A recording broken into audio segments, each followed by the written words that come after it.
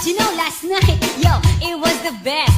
I met a pretty girlie na taga-IS. Mayroon siya mga kasama to make it sure. Isa lang ang aking napuna, lahat sila demure. Kaya ang sabi niya, hey Andrew, I would like you to meet my friends. And believe me, lahat sila ay my Mercedes-Benz. This is Anna, this is Karen, this is Tanya, this is Jill.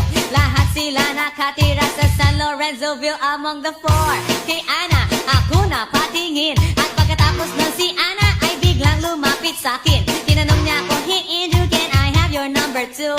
Sumagot ako, 801-6722. Binibiro chat, talagang type na type ko siya. Binibiro chat, you know what? I-love ako sa beauty niya.